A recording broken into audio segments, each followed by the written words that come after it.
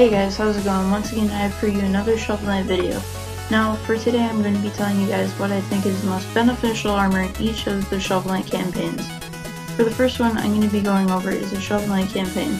The selection we have of armors for this campaign is Final Guard, which drops half as much gold when you fall in battle, the Conjurer's Coat, which you sacrifice some protection for a higher magic limit and harvest magic from defeated foes.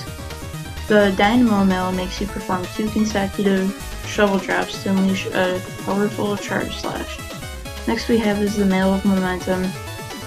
It is heavily plated, keep your footing when struck by enemies, but stopping may be a problem. And finally, the last one, the Ornate Plate, flashy, acrobatic, useless. For this campaign I'm going with the Conjurer's Coat because it gives you more magic so you can use more of your relics. When you defeat a foe, you get even more magic back, so it's like an endless cycle of using your relics more and more. The other armors, they have one cool ability, but it isn't worth it to get because it doesn't benefit you as much as the Conjurer's Coat, because that one has 2 abilities that are very beneficial to you. The next campaign we're going to be talking about is Plague Knight's campaign. This one definitely has some interesting ones to mention, so let's get right into it.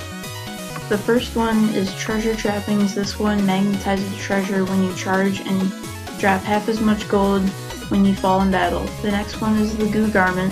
You bounce off walls when bomb jumping, but it is also hard to control. Now here we have the Wardrobe. This one is heavily plated and keep your footing when struck by enemies, but stopping may be a problem. Dandy Duds is flashy armor that increases your jubilance by 200%. Last we have the Pandemonium Cloak. It is mercurial, unstable, and ever-changing garment. This is unlocked by getting all the Cypher coins in the game. The best in the campaign I personally think is Treasure Trappings, because if you're surrounded by gold, then just charge up and pick it all up.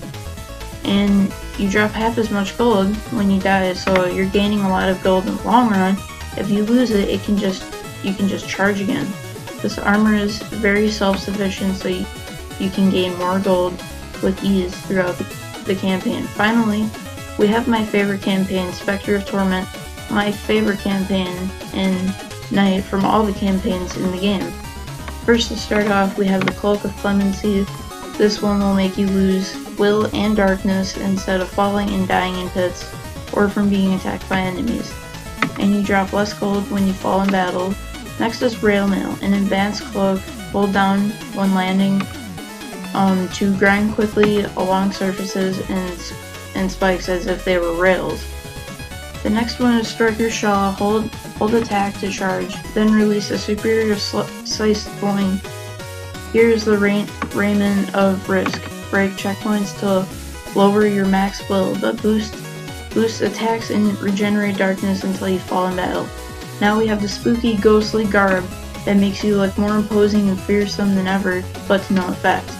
Last but most certainly not least, we have the Donovan set, which lets you adopt the visage of your former self. This is the reward of collecting all the red skulls in the game.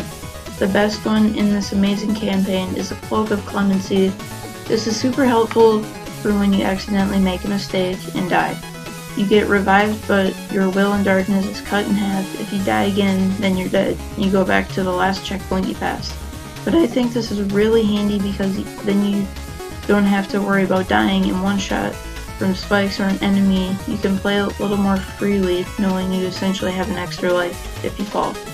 Well, this has been my list of most beneficial armors in the Shovel Knight campaigns. Hope you guys enjoyed. Stay tuned for more Shovel Knight content, and I will see you guys in the next video. Peace.